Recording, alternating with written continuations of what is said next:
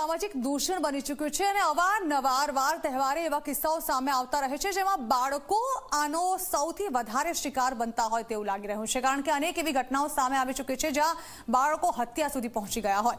બાળકોના મગજ પર તેની ગંભીર અસર થાય છે. મોબાઈલ ફોનને કારણે જે બાળકો આખો દિવસ વ્યસ્ત રહે છે, તેમાં દેખાડવામાં આવતા વિડીયો, તેમાં રમવામાં આવતી ગેમ્સના કારણે તેમના માનસિક અસર થાય છે. તો બાળકોના મગજ પર તેની ગંભીર અસર થવાને કારણે ઘણીવાર તેઓ માનસિક બીમારીનો ભોગ બને છે. બાળકોની વિચારવાની તેમજ પસંદગીની પ્રવૃત્તિને તે બદલી શકે છે. બિલકુલ બાળકોને તેઓ ઇન્ફ્લુઅન્સ કરી શકે છે. તેમાં આવતા વિડીયો અને ગેમ્સ બાળકોને ઇન્ફ્લુઅન્સ કરવા માટે સક્ષમ છે. બાળકોને શાળામાં વર્ગખંડમાં ભણવામાં મન પણ નથી લાગતું. સ્વાભાવિક છે કે જ્યારે પણ તેઓ ઘરે હોય છે તેમના હાથમાં કોન્સ્ટન્ટ મોબાઈલ હોય છે અને તેને કારણે તેમને માનસિક અસર થાય છે. તેઓ ભણવામાં પણ મન નથી લગાવી શકતા. બાળકોનું વર્તન અસામાન્ય થઈ જાય છે, જેની ખબર માતા પિતાને ખૂબ મોડે થાય છે અને ત્યારબાદ તેઓને ડોક્ટરની ટ્રીટમેન્ટ લેવાની જરૂર પડે છે. બાળકોને અપૂરતી ઊંઘને કારણે મગજ પર ભયંકર અસર થાય છે. મોડે સુધી બાળકો ઉજાગરા કરે છે, સ્ક્રીન ટાઈમ વધી જાય છે, જેને કારણે તેઓને ઊંઘ આવવામાં પણ તકલીફ પડે છે અને વહેલી સવારની શાળામાં પહોંચવામાં પણ તેઓને ખૂબ જ તકલીફ પડે છે. માનસિકની સાથે સાથે શારીરિક પણ તેઓને અસર થાય છે. બાળક પાસેથી મોબાઈલ છીનવવાથી તે રડવા લાગે છે, ચીડાઈ જાય છે, તેની પાસેથી મોબાઈલ દૂર થઈ જશે તે વાત તેને સતત પરેશાન કરે છે. એટલે કે આ બાબત ખૂબ જ ગંભીર બનતી જઈ રહી છે, જ્યાં બાળકોના રમકડાની જેમ આપણે તેમને હાથમાં મોબાઈલ પકડાવી દીધો છે અને તે હવે ગંભીર સામાજિક અસરો શરૂ થઈ ગઈ છે, જેમાં બાળકોના હાથમાં અપાતો મોબાઈલ હવે તેમની એક એવી આદત બની ચૂકી છે જે છૂટતી જ નથી.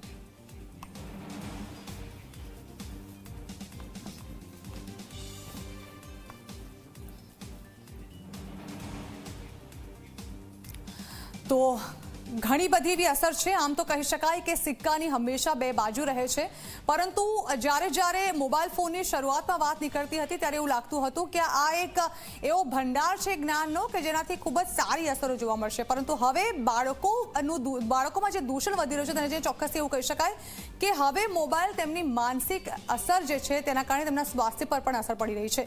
આ અંગે ચર્ચા કરવા જઈ રહ્યા છે મારી સાથે બે મહેમાનો પણ જોડાઈ ગયા છે, જેમાંથી અભિનેત્રી ભક્તિ કુવાવત છે મારી સાથે, સાયક્રેટિસ્ટ સાગરિકા શાહ છે મારી સાથે. આ બંનેનું ખૂબ ખૂબ સ્વાગત ઝી 24 કલાકમાં. સૌથી પહેલા સાગરિકાબેન, આપને જ આમ જોવા જઈએ તો કદાચ આ કહાની ઘર કી છે કે જ્યાં મોબાઈલનું દૂષણ બાળકોને હાથમાંથી જો મોબાઈલ ઝૂંટવવામાં આવે, લેવામાં આવે તો તે રડવા લાગે છે, ચીડિયું થઈ જાય છે. આપ લાંબા ગાળાની શું અસર જોવો છો બાળકોના માનસ પટલ પર આની? હવે આપે કહ્યું કે છોકરાઓના હાથમાં રમકડાની જેમ મોબાઈલ ફોન આપી દેવામાં આવે છે. હવે આ ફોન કોણ આપે છે બાળકને? પહેલી વાર બાળકના હાથમાં કોણ ફોન મૂકે છે? પેરેન્ટ્સ. ખુદ પેરેન્ટ્સ. યસ, પેરેન્ટ્સ કે ચલો ખાઈ લે ખાવાનું, ચલો જલ્દી ખાઈ લે ખાવાનું, એટલે એમને ફોન પર કંઈક કાર્ટૂન બતાવવામાં આવે છે કે બીજું કંઈક પ્રોગ્રામ બતાવવામાં આવે છે. એવી જ રીતે ધીરે ધીરે પેરેન્ટ્સ બિઝી હોય તો છોકરાઓને સેલફોન આપીને કે ચલો હમણાં પેરેન્ટ્સને ડિસ્ટર્બ ના કરે, એ રીતે એમને ફોન આપી દેવામાં આવે છે. એટલે સેલફોનના પોઝિટિવ એડવાન્ટેજીસ છે અને ડિસએડવાન્ટેજીસ બી છે, પણ તે છતાંય મોબાઈલ ફોન છોકરાઓને બહુ નેગેટિવલી ઇમ્પેક્ટ કરી રહ્યા છે. નેગેટિવલી એ રીતે કે એ લોકોનું અટેન્શન સ્પેન બહુ લિમિટેડ થઈ ગયું છે. એ લોકો કોઈ બી વસ્તુમાં બહુ જલ્દી ડિસ્ટ્રેક્ટ થઈ જાય છે, ભણવામાં ફોકસ નથી કરી શકતા, કારણ કે ઇન્સ્ટન્ટ ગ્રેટિફિકેશન, જે કે કંઈક બી મારે જોઈતું હોય કે કંઈ બી જોવું હોય તો મને તરત જ મોબાઈલની મને એટલી ટેવ પડી ગઈ છે કે બાળકને કોઈ બી પેશન્સ એ જતી રહે છે. એટલે આવી રીતે નેગેટિવલી જો ઇમ્પેક્ટ કરે છે સેલફોન્સ છોકરાઓને, જેનાથી જોઈન્ટ અટેન્શન કહેવાય છે, કે જે મા બાપ અને કોઈ બી જોઈન્ટ એક્ટિવિટી કરે એમાં હવે અટેન્શન એમનું સ્પ્લિટ થઈ જાય છે. હવે આ વસ્તુને ના કરવા માટે સૌ પ્રથમ છોકરાઓને ફોન આપવો ના જોઈએ અમુક ગાળા સુધી. આપ્યો હોય તો પછી ઘણી વસ્તુઓ છે જે આપણે કંટ્રોલ કરવી જોઈએ, પણ હું એમ માનું છું કે સૌથી વધારે તો પેરેન્ટ્સ જ they are responsible, if not to be blamed, કે આ છોકરાઓને જે રીતે નેગેટિવલી એમની ન્યુરોલોજીકલ અફેક્ટ થાય છે, કોગ્નિટિવ એબિલિટીઝ અફેક્ટ થાય છે, ઘણી બધી વસ્તુ એમનું ભણવાનું અસર કરે છે, એમની સોશિયલ ઇન્ટરેક્શન્સ અફેક્ટ કરે છે. છોકરાઓને આજકાલ બહુ ઓછા ફ્રેન્ડ્સ બની રહ્યા છે કારણ કે એમને જરૂર જ નથી, કારણ કે એ લોકોને એટલા બધા મોબાઈલમાં એમનો ટાઈમ પાસ બિલકુલ, એમને બીજા કોઈની જરૂર નથી. સાગરિકાબેન, ફરી એકવાર આપણી પાસે આવો. આપણી સાથે અભિનેત્રી ભક્તિબેન પણ જોડાયેલા છે. ભક્તિ, હંમેશા હમણાં તો આપણે જોઈ રહ્યા છીએ કે તમે લોકો ફિલ્મો પણ જ્યારે પ્રમોટ કરો છો તો મોટાભાગે ઇન્ફ્લુએન્સર તેને પ્રમોટ કરે છે. પહેલા જે લગભગ ફેસ ટુ ફેસ કે પછી કોઈ મોલમાં કે કોઈ એવી ફેમસ જગ્યાએ જઈને ફિલ્મોનું પ્રમોશન કરવામાં આવતું હતું, મોટાભાગે હવે ઇન્ફ્લુએન્સર ફિલ્મો પ્રમોટ કરતા હોય છે. કોઈ પણ પ્રોડક્ટ પણ મોટાભાગે સોશિયલ મીડિયા થ્રુ જ વેચવામાં આવે છે. શું લાગે છે, જો સરકાર આ કાયદો લાવશે તો તમે એના, આમ તો કહી શકાય કે દરેક બાબતના પ્રોઝ એન્ડ કોન્સ હોય, તમે કેવી રીતે જુઓ છો જો સરકાર આનો કાયદો લાવશે તો? આઈ બિલીવ કે ટેકનોલોજી વગર આપણે જે રીતે જીવી નથી શકતા એ રીતે આઈ થિંક મોબાઈલ ફોન વગર પણ હવે આપણે જીવવું એ આઈ થિંક અશક્ય જ છે.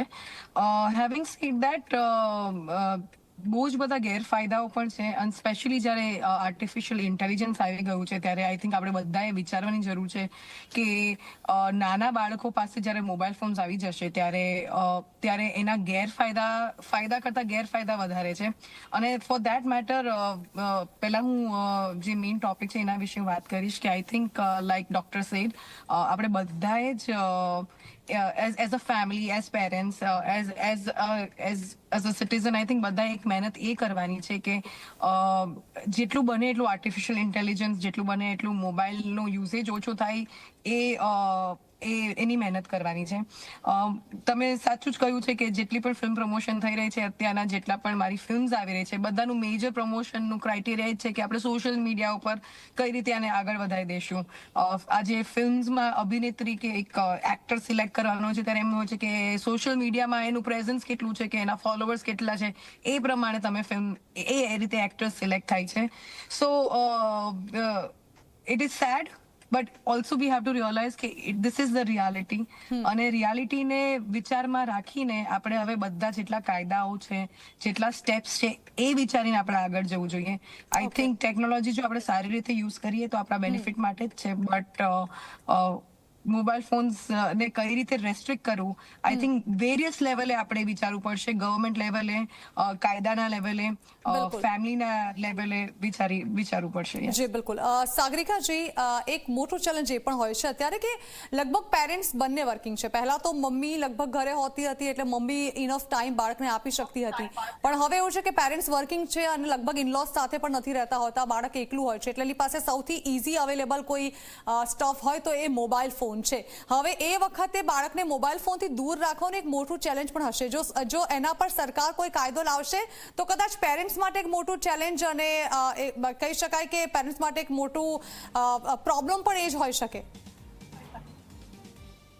રાઈટ. આપનો અવાજ કટ થઈ ગયો. જી સાગરિકાજી, કેવી રીતે આ ચેલેન્જને પેરેન્ટ્સ ફેસ કરશે?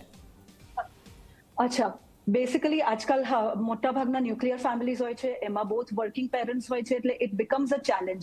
પણ ઘણા બધા લોકો અમુક આ જનરેશન સુધી કે આના એક બે જનરેશન સુધી લોકો મોટા થયા છે, છોકરાઓ મોટા થયા છે without technology and without cell phones. એટલે એવું નથી કે આ ચેલેન્જ એ જમાનામાં, ચલો અમુક લોકો, અમુક મધર્સ ઘરે હતા, પણ ઘણા મધર્સ એ બી હતા કે જે વર્કિંગ હતા.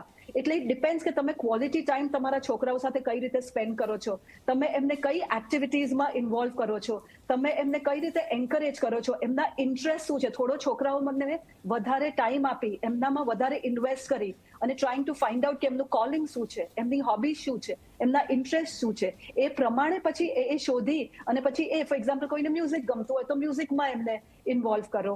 એ રીતે પેરેન્ટ્સે થોડું વધારે પ્રોએક્ટિવ થઈને છોકરાઓને સેલફોન્સથી, ટેકનોલોજીથી દૂર કરવા પડશે. અને લીડ બાય એક્ઝામ્પલ. જો તમે ઓલ ધ ટાઈમ ફોન ઉપર હોવ તો you can't expect your children to not be on the phone. So તમારી absence might becomes very easy. અને ધારો કે ફોન આપવો બી પડે તો દેન તમારે થોડા પેરેન્ટલ કંટ્રોલ્સ અને અમુક બાઉન્ડ્રી સેટ કરીને કે ચલો આટલો જ સ્ક્રીન ટાઈમ, એ રીતે મોનિટર કરીને, આ જરાય અશક્ય નથી. અને આપણે ગમે તે કાયદા લાવીશું પણ આ છોકરાઓ પર ઇમ્પ્લિમેન્ટ કરવું ઇમ્પોસિબલ છે જ્યાં સુધી પેરેન્ટ્સ કે જ્યાં સુધી citizens of this country realise that cellphone is becoming a menace, it's becoming a bane rather દેન અ બૂન. એ આપણે રિયલાઇઝ કરશું અને બધા જ સેલફોનથી, એકલું છોકરાઓ કેમ, આપણે બધા એડલ્ટ્સ બી આનાથી કેટલા નેગેટિવલી ઇન્ફ્લુઅન્સ થાય છે અને એમની સાયકોલોજીને, મેન્ટલ હેલ્થ અફેક્ટ થાય છે. તો એ આપણે જ્યારે બધા રિયલાઇઝ કરશું તો આ છોકરા ઉપર એ કાસ્કેડિંગ ઇફેક્ટ ઓટોમેટિકલી આવી જશે. બિલકુલ સાગરિકાજી, એક